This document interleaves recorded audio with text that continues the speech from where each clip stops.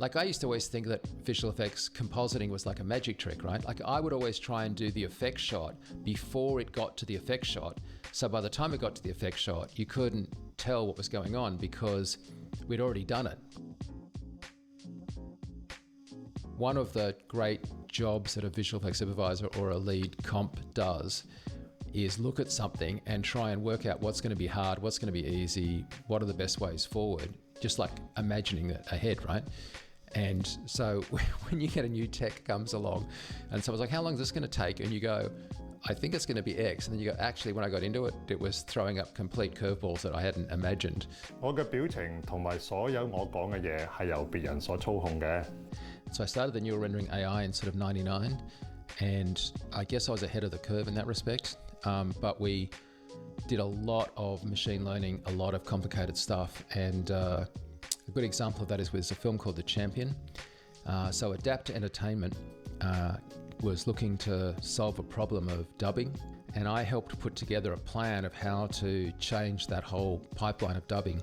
So we basically converted an entire film using machine learning. Tell me, Boxer, how does it feel to be a champion? I'm not a champion. Not yet. This week on the VFX Artist podcast, we have Mike Seymour, who is arguably the first one to do a VFX podcast back in the day, the FXGuide, which is still going, and I think it's still like top ranking podcast in our sector. And also you've come to talk specifically about, I know, AI, and but you know, it's great to catch up generally. I myself actually got into the industry via FXPhd, which you and John founded. So for me, this is a big honor. So I'm very proud to have you on the show. Well, thanks so much, Daniel, and it's really great to be here. Thank you. Yeah, cool. So we've got a bit of a time difference. It's Friday night here in London, and it's 7:30 in the morning in Sydney. Absolutely. But that won't stop us. All international. So yeah. So well, tell us a bit about yourself, Mike. Because actually, I mean, I know from FXPhd days, but not everyone kind of knows what you do and how you got into the industry and the kind of things you've done. Because obviously, it's quite a lot of things. Sure. So I guess if you go right back, I did computer science back in the day because I was an independent filmmaker. Like I'd got, government film commission kind of grants to make films. And I was like, yeah, kind of post-production had more interest to me than in front of the camera or even around the camera. And I was also thinking, and then anyway, being of that Star Wars generation that just fell in love with visual effects, I decided to study computers at university. And that led me into an R&D company, which led me to London and to Hollywood. So I worked there for a while. And then I came back. And at that time, when everything was being digitized and becoming digital, the hottest areas weren't feature films for the digital crowd. They initially were things like television and commercials. So if you go to Los Angeles, for example, the cool stuff that was happening in the digitization of visual effects was first happening in programs like Star Trek: The Next Generation, because they were standard def and not film res. And in fact, ILM, while obviously a leader and one of the greatest companies ever in visual effects, was actually kind of a notch behind, especially in compositing, because they were doing still great optical stuff. And so it was really hot to be doing stuff in digital. So in my case in Sydney, I was doing stuff in commercials a lot. So I did that for a while. They had good budgets and loads of fun. And I ended up putting in the first flame in Sydney and Flint and setting all that kind of stuff up. So we're doing a lot of that work. And that's exactly where I met my business partners, Jeff and John. And we set up FXGuide in 99. I know that makes me old. And the point about it was we were like really high paid flame artists, and we would sit in the suite and clients would come in and, we would go on set and be VFX soups. But the trouble was they'd walk into the room and they'd say, hey, Mike, like I've seen this amazing new technique. Like, how do you do that? And I always wanted to say to them, well, how the screw would I know? Like, I'm never allowed out of this room, right? Like, the charge out rate's really high. The last thing the company's letting me do is like stop working and read anything. And it struck John and I and Jeff that was a common problem, right? That you had all of these senior compositors and everybody expected us to know how everything worked, but we never had any time to learn. And so we set up FXGuide just as a kind of a way for artists to help other artists. That spawned, it's exactly what we're doing still today with FXGuide. Along that path, unfortunately, we lost Jeff to cancer. And so it just remains with John and I. But it's the same principles applied. And at some point, we decided that the helping younger artists or sort of less experienced artists was a really great idea. And so we set up FXPhd. And I guess today, most of my focus, I obviously continued doing stuff, but I ended up actually hitting university fairly hard. Like I'd done my undergraduate on computer science and pure maths. I'd gone back because I started running a company with like 100 staff, and I was like, oh my God, this is like quite a lot of work. So I did an MBA to kind of know how to run the company, which was so bizarre because I was the only person from the film industry. And every time they had an assignment, I'd like, can I do that about like visual effects? And they're like, you what? But I needed to understand how to, run a company because the people side of things was like super important to me. Anyway, and then I went rather well in that, and they invited me to do a PhD, and I sort of put a pin in it for a while. But after a while, I decided that I was having so much fun doing this kind of training and consulting work that I'd actually go back and do my PhD. And so now I have a research lab at the University of Sydney, and I continue to do the sort of stuff that I did before, but in the sort of more rigorous world of academia. So I still teach, I consult, and of course I research stuff, but I'm obviously a lot less on productions, or at least you'd think I am. But that research spawns a lot of industry partnerships. So unlike some academics that are kind of writing sort of theoretical stuff, I do what's called engaged research. So you might be a company that is looking, like I had one case of a company looking at doing complicated metaverse digital twin stuff, and I got involved with them and as a consultant. In another case, I was doing stuff for Warner Brothers or Illumination Studios, like the Minions. And most recently, because my whole area of specialty is digital humans, and I did a lot of work with sort of what you call CG digital humans, like model it, texture it, lighter it, and render it. I then spawned, or kind of went in parallel, doing neural rendering and AI. So I started the neural rendering AI in sort of 99, and I guess I was ahead of the curve in that respect. But we did a lot of machine learning, a lot of complicated stuff. And a good example of that is with a film called The Champion. So Adapt Entertainment was looking to solve a problem of dubbing. Now, dubbing is a huge problem, right? Yeah. But Adapt goes, how could we solve this? And they spoke to some people and they said, oh, you should talk to Mike. And I helped put together a plan of how to change that whole pipeline of dubbing. And so we can talk about it later, but so we basically converted an entire film using machine learning a year and a half ago now, and converted an entire film from looking like it was done in Polish and German to looking like every actor had been filmed in English, as if they were 100% just shot in English. Dubbing is a big issue. I remember I lived in Italy for a long time, about 8 years, and they dub everything because for various reasons, but you would watch a movie dubbed, and it's really horrible to watch. And of course, if you're a Westerner, you're more likely experience of watching dub shows will be Netflix nowadays, and if you're probably our age or older, it'll be kung fu movies. But the potential of AI to solve the dubbing problem and solve the lip sync problem is quite impressive. Yeah, certainly we find it to be a really interesting area, and it's actually one that ties in at a number of levels to do with AI, I think. One of the things that we really try and do is be respectful to the people that are involved in the process. So let me give you an example. Like if you have a film that you want to dub into another language, you have only at the moment, well, you had two options, you now have three. The first one is to put subtitles up, right? And the second is to dub, as in to just have somebody else voice to the existing vision. And then the third, of course, is our new approach where we actually fundamentally change the face of each actor. Okay, now think about what happens if we do this badly.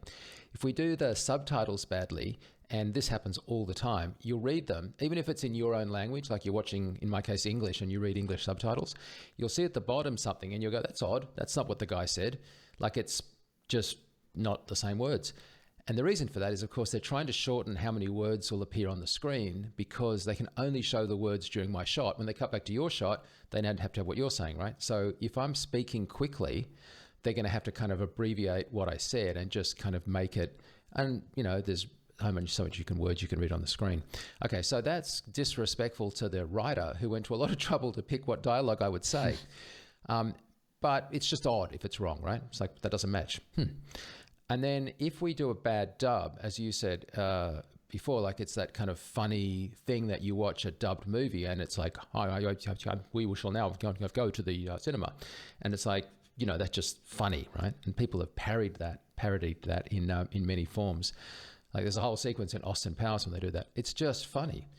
But if we do neural rendering and change my face to give a different performance in a different language and we do it badly, you think I can't act. You don't think it's technically wrong because you really can't tell that I've done it. So you just think that I'm not a good actor, or at least you think my acting is insincere, right? You might think it doesn't really look like Mike lost his son, doesn't really look like Mike's upset going to war. And so you sort of discount my performance. So that's really dangerous. The other thing, of course, is it's disrespectful to the actor at a fundamental level. Like that's their livelihood. It's also disrespectful from a whole different point of view, which is, imagine you're thinking about the director for a second, right? And I give you a line, which is, I really need a cup of coffee right now. Yeah, that's the line. It's written by the scriptwriter as that. Now let's imagine that we're using the dubbed version and we're going to try and put that into some other language. Well, you're going to have to try and change that to make the words fit the visemes that the guy's doing. So if in a different language that's of different length or whatever, you're going to hack the language just so that it matches, which is disrespectful to the scriptwriter. But even if you didn't do that, right? Even if you somehow magically just put it in and ignored the fact that the lips are moving wrong, it's like a problem of emphasis, because the actor may say, I really need a coffee right now, right? Or it might be, I need a coffee right now, right? And that's emphasizing different parts of the sentence. Now, of course, that's the actor's choice, right? It's the actor's, like what he's making acting choices about what he's trying to communicate, and or she. And so he or she might be choosing that line is most about my needs, or in the other version, the right now bit, right, about the timing of it, like because they've been waiting in a restaurant for a long time.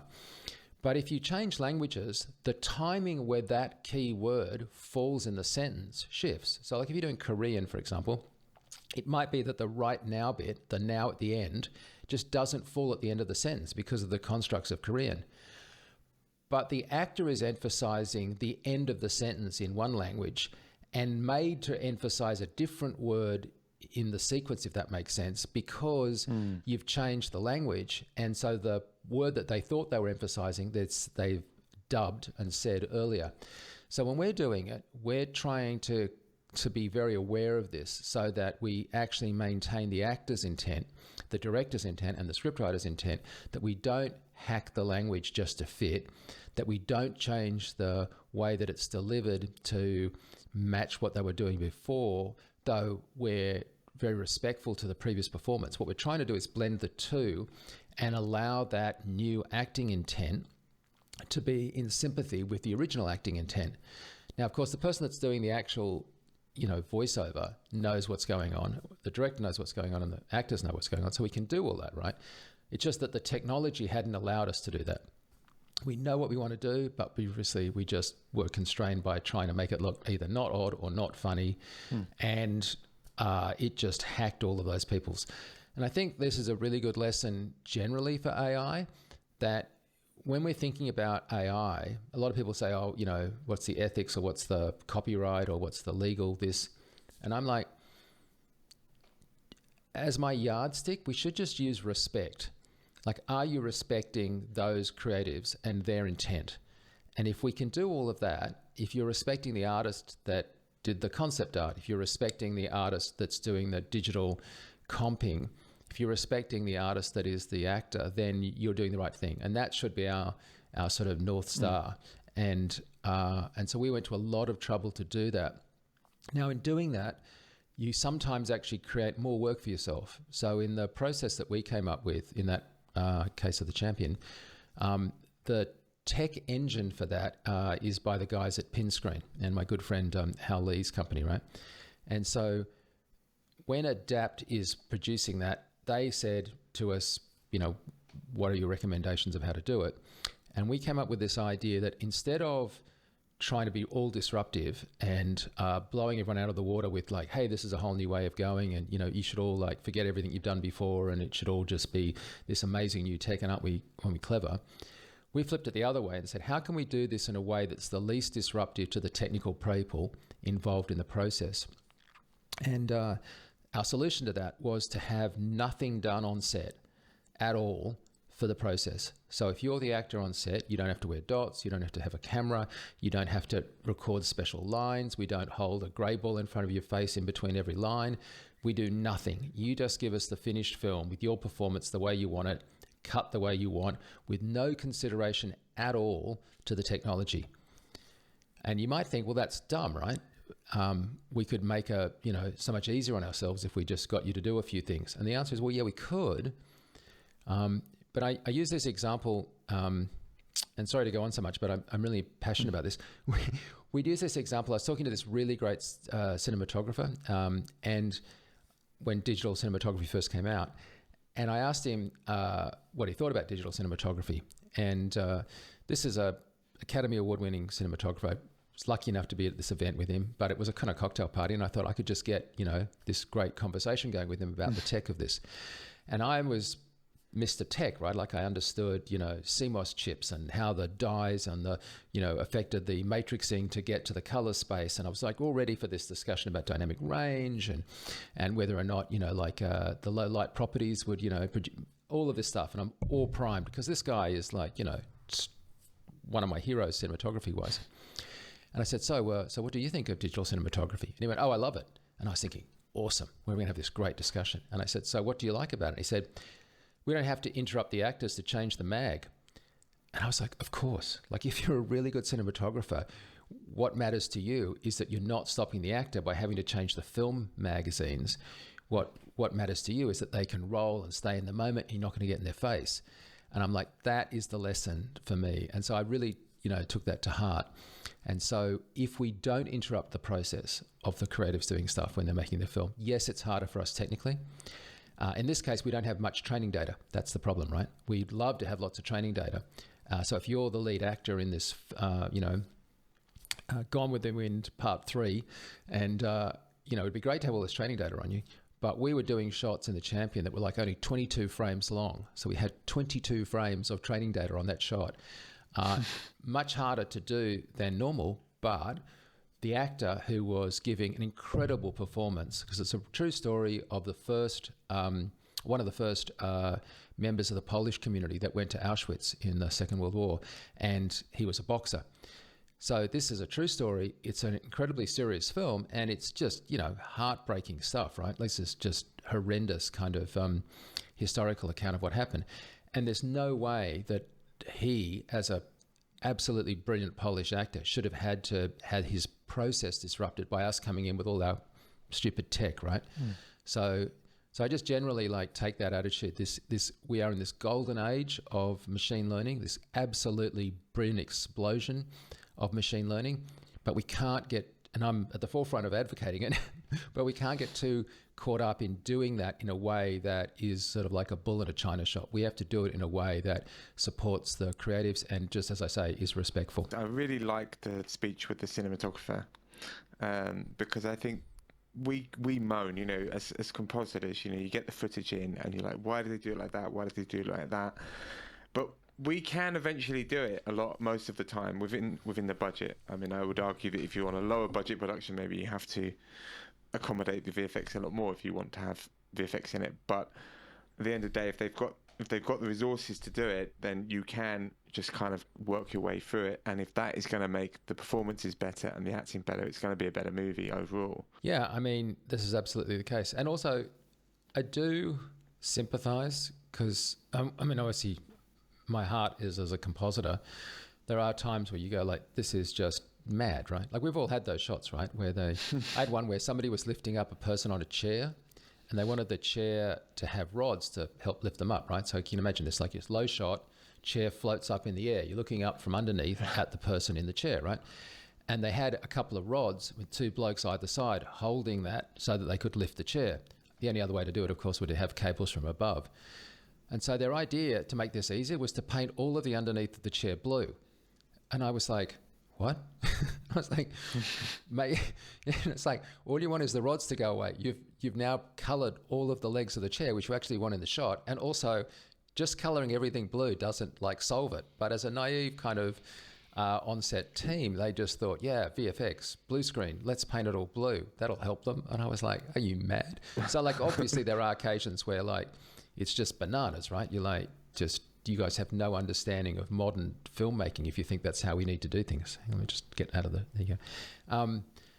But the flip side of that is the number of times it's been invaluable to have really good reference from onset, even though you're going to replace stuff digitally. And that's not a mistake. That's a deliberate decision that people have done. And I've been on set with actors trying to like get a really good performance. And that's the thing that people remember, right? Like how much they connected with the characters, how much they connected with the story. And it's not possible for us to fix that in post. Like if you've got bad acting, you can improve it with editing. But at the end of the day, like if you just have a woeful attempt at someone to look sad, it's like really hard to fix that. So yeah, it's pick your battles, I guess. And to be honest, when the acting is bad, the audience begins to judge everything more harshly, just as a consequence. So your same VFX shot, if there's a good acting performance, no one will notice the flaws. They'll be just captivated by this personality. But if this actor is boring them or just not convincing, then the actor seems fake, and then they start looking around and they go, well, the background looks fake, and this looks fake, and that looks fake, and suddenly it's like being flagged as the effects are terrible as well. And it could be the exact same effects. I got to say, this is a point that I get to when people are discussing the metaverse. People often talk about the metaverse and they sort of go off on tangents about VR and all this kind of stuff. And I've done a lot of hardcore VR research, like really proper cutting edge. We had like 9 people running the back of house to get the VR stuff to work really well. So not that I'm adverse to it from a technical point of view, but they do make this underlying mistake, which is more tech better. And even though they might say they might say out loud, oh yeah, no, we're not about the tech. Really, like if there's more tech there, they're happier. But here's the thing, like what you really want is somebody to totally get engaged and lean into what you're doing, right? You want them to be just really connecting with the material and having like an emotional engagement with it. Well, I don't know if you ever watched the TV show Survivor, but in the TV show Survivor, right? Like they get, they're on an island and, they get to compete. Basically, it's a reality show, right? And so they're on the island for 32 days and every week they vote somebody off and you end up with less and less survivors until one person is crowned best survivor. Okay. But they're isolated and they are living in a shack that they built out of palm leaves and they're eating rice and trying to catch fish. It's pretty hardcore, right? So they're really run down. But here's the thing, about 2/3 of the way through the show each season, they have letters from home. So if you're still on the show and you win whatever contest is the contest of the week on, balancing a coconut on your ass, you get a letter from home. And you watch these people and they open these letters and they are reading, what their mother, their wife, their child has said to them. And they're crying and they're like completely overcome with emotion.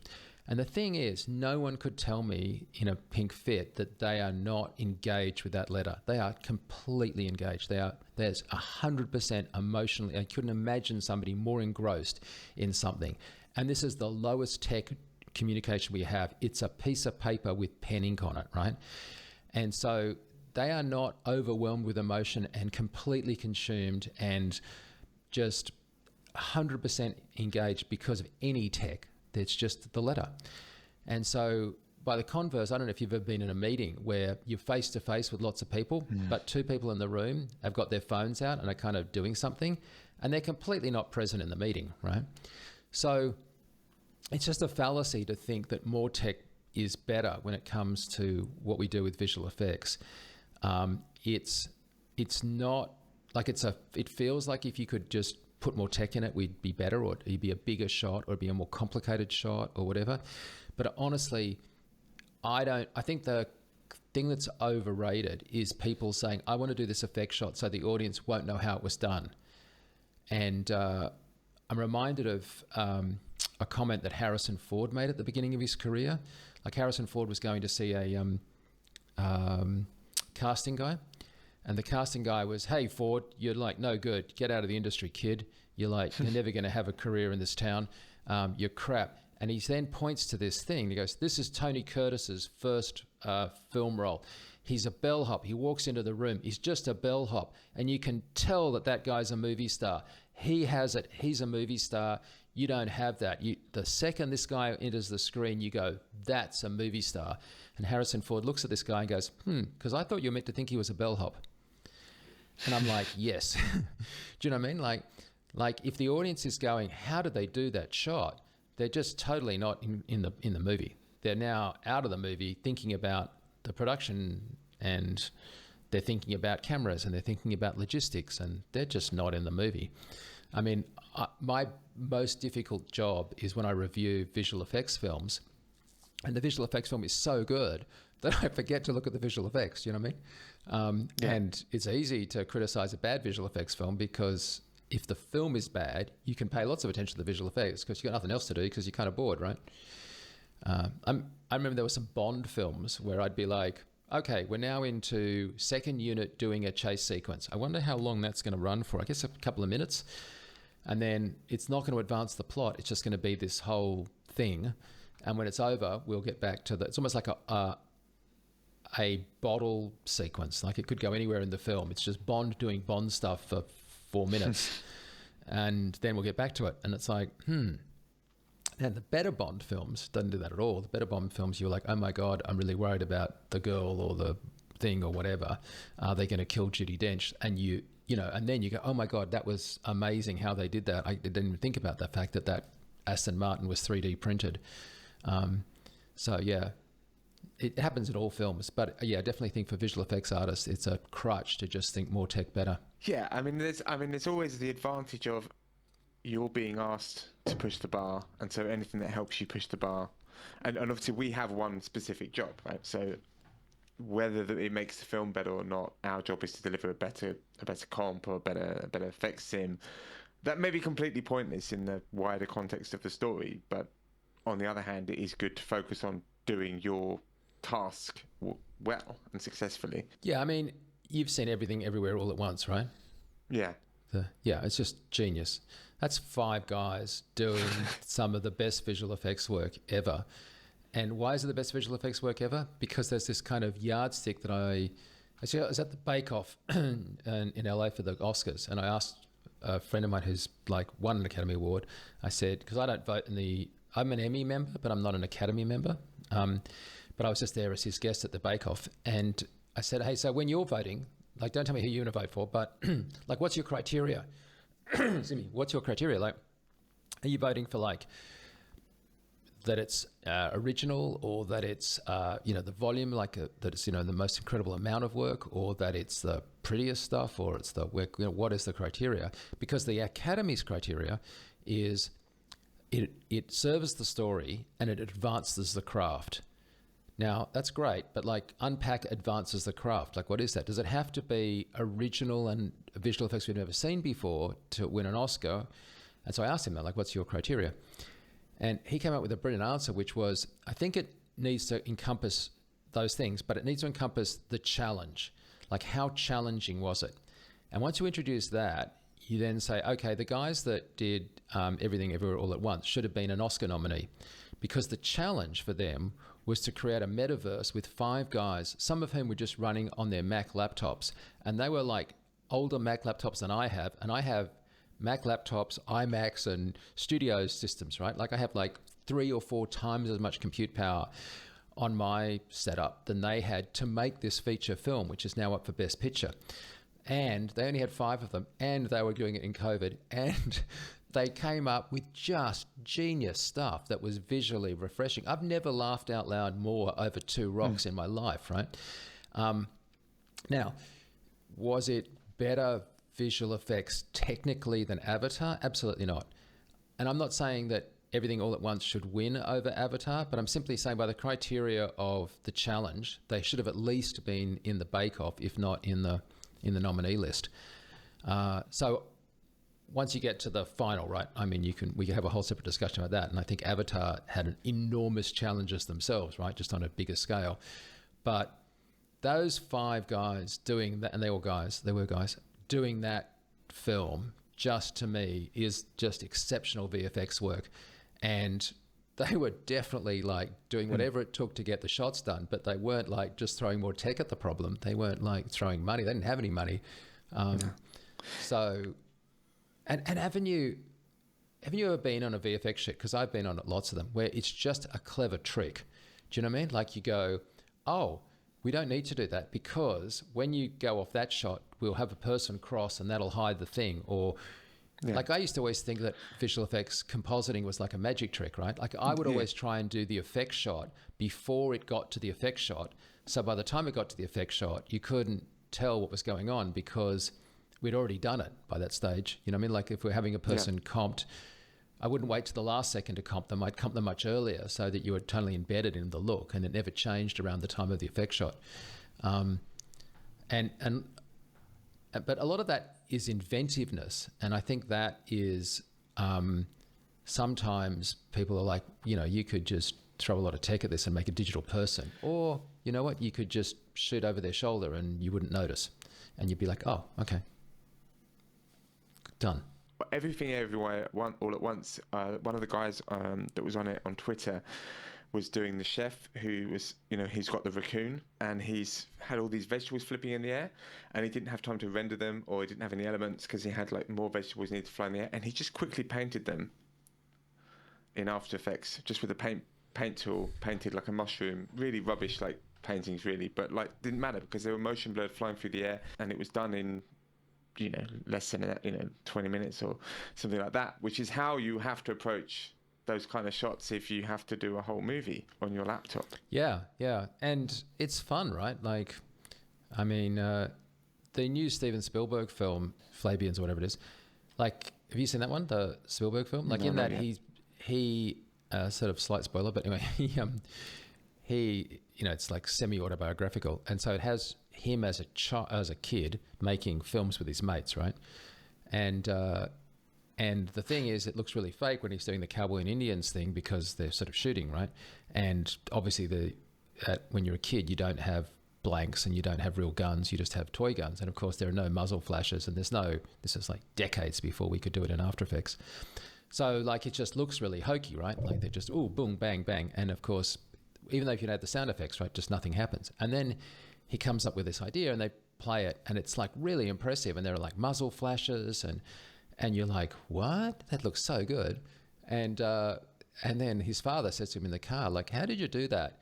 And the character in the film says pinpricks.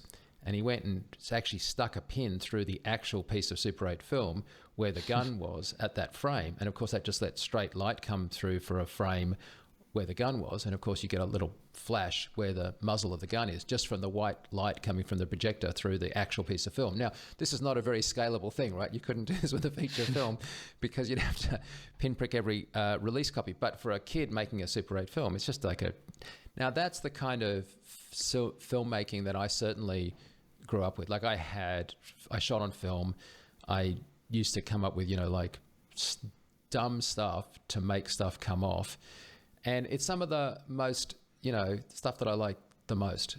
Now, sometimes it's physical, sometimes it's digital, but that kind of creative problem solving, that's just awesome. And that's also what I'm seeing now with AI. Like, it's not just this heuristic kind of thump. People often talk to me about machine learning and AI, and they say, oh, you know, like, how is this AI going to change? And I'm like, there isn't one AI. There's just a lot of applications of machine learning in new and inventive ways that when you hear it, you go, oh my God, that's just genius. Now, it's a lot more complicated than the pinprick through the piece of Super 8 film. But also, we're in this golden age right now. And a friend of mine who works at, God, I'm sounding like I'm name dropping a lot. Anyway, Andrew, who works at Weta, came up with this. I just want to not take credit for what is otherwise a brilliant anecdote. And I was talking to him about this new thing we came up with. And I'm like, hey, Andrew, won't this work? And now this has nothing to do with Weta's work, right? He's just talking to me as a friend. But I'm like, we've come up with this clever idea with machine learning, and it seems to me like this will work like really, really well. And it seems like so obvious, like, hasn't somebody done this already? And like, it's kind of just genius. And won't that be exactly what you want? And isn't this like a perfect candidate? And Andrew goes, oh yeah, we're in the popcorn era. And I'm like, I'm sorry, what? And he's like, yeah, there are all these kernels that are going to pop. They just haven't popped yet, right? But like, they're so obvious that they're going to pop, and you just have to find out whether they're popped yet or not. But they haven't popped yet, pop them, because they're going to pop, right? And they're going to be great. And if it hasn't happened yet, go for it. Now, 5 years down the track, maybe 10, I don't know, whatever, will not be like this, right? It'll be really hard to find things that are immensely powerful, but were really easy to do in machine learning, because presumably most of the popcorn would have been popped, right? But right now, you can just go, hang on a second, there's a problem here. Couldn't we just use ML on this? And you'd be like, yep. Like, hasn't somebody done that yet? Nope. Well, let's do it. And you're like, let's go for it. So, you know, it's a great time to be doing stuff if you can be inventive and come up with, you know, as I say, like clever, not necessarily obvious ways of doing stuff that are kind of like tricks, but just take advantage of how good it is to infer a solution as opposed to model a solution. Could you just break down the difference between inferring and modeling? So I'll do it at two levels. At the analogy level that I use for like, because my like wife isn't in the industry, right? So when I'm talking to her friends, it's like I use very simple analogies. So that in my wife version of the story, it's like, hey, if you're a sculptor and you want to produce a person, you actually get clay out and make a thing that looks like them. And if you really want them to look like a person, you might then cast that clay thing and make a rubber mold, and then you would like make a sort of like a, you know, injection molded plastic person, which you would then either paint or somehow color so that you end up with a mannequin that looks like the person. Then you'd make a wig which would sit on the head, and you'd like make a dummy of the person, and it might look pretty good, right? And that's basically the Madame Tussauds, you know, waxwork version of making a person. It's physically making them and going all the way through. And if you're an artist, well, you don't do that, right? What you do is you look at somebody, or if you know them really well, you just have sort of in your head learnt what they look like, and then you just directly paint what they look like from that angle. And that's all you do, right? You go straight from learning what they look like to visually drawing or painting the final image. You don't produce a model of them, which you then turn until you get it to the right angle, and then you like have to physically make something, even though it might be not in shot. Like a wig obviously has hair at the back of the head, even though you never see it from the front. So if you think about it from a VFX machine learning 3D point of view, you could, if you're making a house, you could model it in 3D, and you could texture that and apply textures, and then you'd apply lighting, and then you'd render it. And so using the lighting equation and the render equation, you'd like understand how light bounces around the glass of the architectural model that you'd built, and you'd produce this really gorgeous image. Now, machine learning, what you do is you say, hey, machine, here's a whole lot of houses that have glass, and it just basically statistically profiles that in a way that allows it to then, when you say, now give me a glass house, a house with a lot of glass at the front, it goes, okay, and it knows that glass looks like this, and glass happens to have these patterns in it, which doesn't know what the patterns are. We know that they're refraction, but it just knows when it saw glass houses with glass windows, there was, you know, refraction, and it had all these kind of interesting properties that we like visually, so that we took photos of them. And as they appear statistically a lot in the pictures, when I infer the new picture, I'll include those, because for all I know, that is glass, because the computer doesn't have any concept of glass. It just knows that in the pixels that it's referring to, there were all of these caustics things. But of course, it doesn't know it's caustics. It just knows that that's what it looked like. And so, of course, when it produces it, it just puts the caustics in. Now, we're all like stunned. We're like, oh my God, it did the glass and the caustics on the ground. And the computer's almost like, did you not want those? Like, aren't they glass? And you're like, no, that's caustics. And it's like, I don't know what caustics are. I don't know what glass is. I just know that all the pictures that you showed me had these swirly things in them. So I included those in the final image. But we're all staggered that it got the caustics in there, right? Because in the old model, you didn't get caustics for free. You had to like go to advanced ray tracing to get the caustics. And even then it wasn't a sort of a given. So that's one aspect of it. The second aspect of it that's really important to understand is that the training in that process takes a long time. And to use my analogy again, it takes a long time for somebody to be able to draw from memory. Like if you say to somebody, draw me Barack Obama from memory, unless you're a very good artist and you've trained for a long period of time, you can't do that, right? Now, if you were to have something that you were matching one-to-one, maybe you'd have a pretty good shot, and you could even use old school techniques of like putting a grid in front of it so you could, grid it up, or you could trace it, any number of things, right? But to do it from memory, that's hard, and it takes a lot of time. Similarly for the computer, to infer that glass building, it takes a long time for it to train on the building, but it takes almost no time for it to actually do the building at the end. So once you've trained on it, the inference is super fast. And that's why VFX loves it, because as we enter a world with shorter and shorter production cycles and more virtual production generally, you want to be able to do fast stuff. But we don't have any problem, well, we have somewhat of a problem, but not too much of a problem, with spending time in pre-production, right? Like if we can do stuff in pre-production and prep stuff up, I don't mind if it takes 2 days, but when I'm sitting there with the director and I can do things in seconds, that's a good iterative loop time, and I can be productive. So it's brilliant for the different approach that it takes, and it's different also in its temporal aspects of workflow. It's a really good breakdown.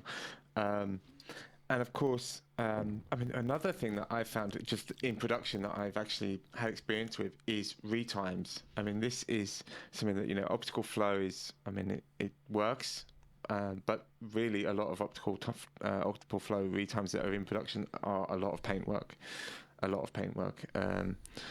And we had a job at one of the companies I was working at, an advert, a 30-second advert, and they were asked if they wanted a 40-second version, and they said they didn't. And then after they'd done the whole thing and they'd produced the whole thing, they said they did. It was all a one-shot, a one-er all the way through.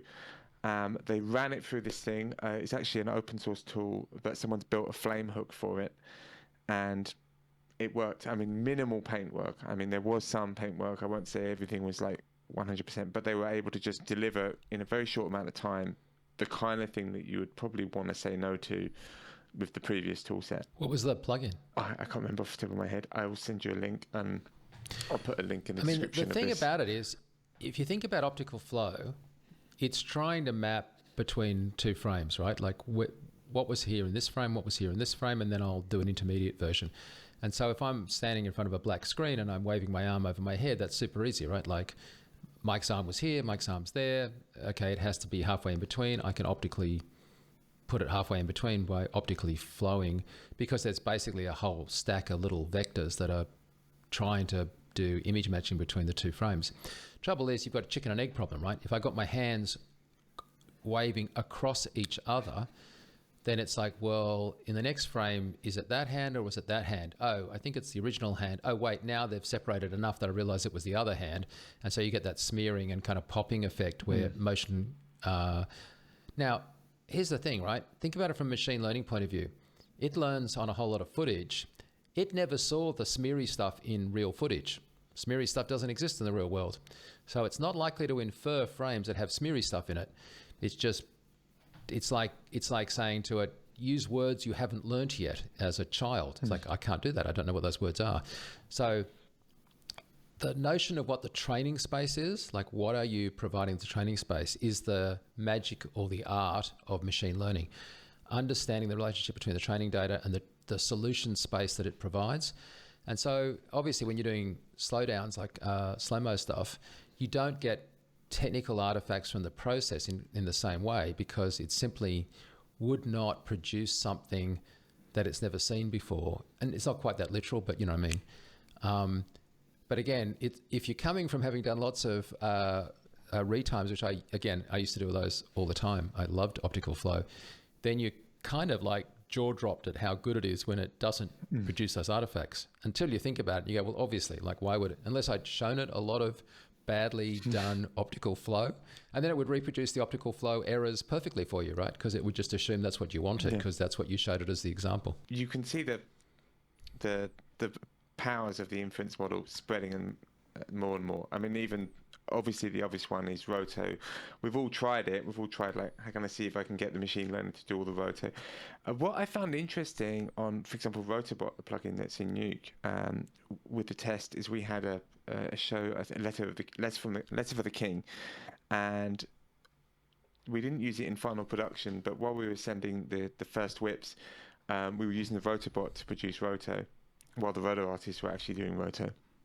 What was interesting is it had clearly been trained in what humans look like, probably with leotards or something like that. So it seemed to get their arms and their heads perfectly well. But they had these flappy, raggy cloaks because it's a kind of medieval fantasy, and it just had no idea what to do with those rags.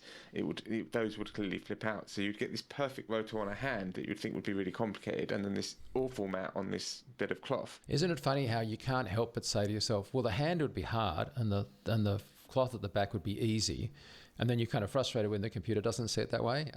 I get this all the time. Like, people anthropomorphize,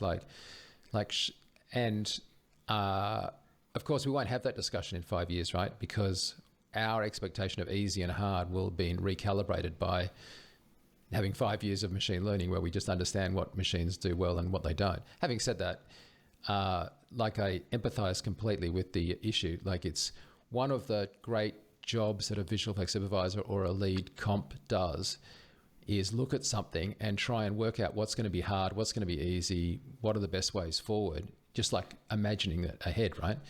And so when you get a new tech comes along and someone's like, how long is this going to take? And you go, I think it's going to be X. And then you go, actually, when I got into it, it was throwing up complete curveballs that I hadn't imagined.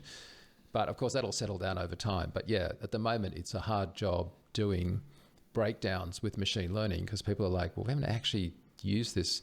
I think like Copycat and stuff in Nuke is amazing. But I think one of the things that blew people's minds when Copycat first appeared and stuff is like the idea of synthetic data. It's the idea, like, you could have a comp and you're showing an edge that you're trying to get it to replicate, and then you just take that and then sort of effectively put it all over the screen in odd places, just like total crap, right? And it's the same thing, but now rotated and twisted and just stuffed upside down and in the corner of the picture at different scales. And the machine goes, oh, that's really useful. And we all go, what? That's the most ridiculous. I can't believe that would help you. And the machines go, yeah, that's really helpful. Thanks. Because, you know, it's just looking at pixels. And if you orientate the pixels or scale the pixels, it's more pixel information that it's getting effectively for training data, right? But yeah, it does your head in, because you're like, surely that's not going to help. That's just like a 6-year-old sort of stamping their foot in the Nuke suite and producing crap. But the machine's like, no, that's quite helpful. Thank you. That's a good tip as well, actually, that you can just like rotate and scale the same frames and give it a bit more information that way. Oh yeah. Well, if you're doing sort of hardcore machine learning, and this is probably beyond what you want to know, but I'll tell you anyway. If you're doing like PyTorch or whatever stuff, there is actually like buttons for synthetic data, like they're automatically built in, because you take the training data set, especially with, well, image type work is what I do, and then you just like amplify it 9 times, right? So it automatically flips stuff, rotates stuff, just varies it, and so if I've got like 1,000 images, I suddenly get 9,000. If I've got, because it's just the synthetic amplification is just a natural part of ML. And that, as I say, is built into the libraries. Now, if you're doing that in like Copycat or something, it's probably less obvious, but yeah, it's just getting used to the new things that make a difference that are easy to do, like in blue screen, right? Or green screen. Like we learned, it's really easy to make a difference if you just put the darn green screen out of focus. Do you know what I mean? Like, you don't have to have a perfect green screen in terms of but don't put it in focus, and then all of the darn wrinkles just go away, and it's just like a better comp. And just make the actor take 2 steps forward and shallower depth of field, and it's going to be a better comp. How easy is that, right? Took no time, no money. Yet when we first, no doubt did green screens, or when people are learning to do green screens, they're like, don't know that, right? And they just have the actor stand, or it's either in focus or they stand too close for bounce light. And so the same thing with machine learning, just, once people get more comfortable with more machine learning tools, they'll just know those little tricks that make it easy. People always assume that we're kind of static, and I always point out we're dynamic. And so what we know now is not what there's a thing in psychology. If you ask people like, hey, how much have you changed in the last 5 or 10 years? They go, oh, so much. Like God, when I look back at me 10 years ago, God, I can't even believe, what I used to wear, what I used to do, I just have changed so much. And they go, how much do you think you're going to change in the next 10 years? They're like, oh, not much. No, I think I'm stable now. Like I've made my change effectively, right? At any point in your life, if that question is asked, you come up with the same answer, right? If you're like 65, you say, no, I'm about to retire. That's it. I'm not going to change much, right? And you'll do the same amount of change as you did when you're 20, relatively speaking, right? When you're like, oh my God, 10 years ago I was 10. Now I'm 20. But now I'm an adult. I'm not going to change much. So we always kind of assume that wherever we are now, this is it. This is kind of the stable point, and now it's all going to even out from here. And of course it isn't. Like it's all going to be continuing to change. And my wonderful original partner Jeff, who's passed away, he just used to totally be into this. He used to have all these great quotes about change. He just loved how much things changed, whereas almost everybody else I knew would be like, oh, I hate how this keeps changing, or I hate how I have to keep learning stuff, or if things could just stop. And Jeff was like, no, everything's going to change, and we want it to, and it's the best thing in the world. It's a brilliant comment, and I tribute to Jeff as well that we've got him sort of mentioned in the podcast. I think it's a really important part of FXPhd, and that we saw less. I think when we were watching the videos, we'd always see you and John a lot more, a lot less than Jeff. But I think he was a really big part of both FXGuide and FXPhd. Mainly a part of FXGuide, if truth be told. Like he was less involved with PhD. Just like the majority of the credit for FXPhd per se goes to John Montgomery, right? Like John is the guy. But having said that, John would be the first to credit Jeff with just being, brilliant and insanely great. Don't get me wrong, right? But I'm just saying, like, to give anyone credit on PhD, you've got to give John Montgomery credit. Absolutely. He's the guy. He was actually. That's what we had. They used to have those meetups in a pub. I met him in a pub in London. Very early. I'd really just started kind of comping, and I've been learning. I was really excited. Everyone was there, and he told me about how he'd suffered burnout and then just stopped. Was watching the Tour de France, and then kind of decided to do something completely different, and then launched FXPhd from this rather strange moment of just watching the Tour de France, having decided I'm going to take a break from my flame up days and do something different. So this change is important, and we've got to acknowledge it.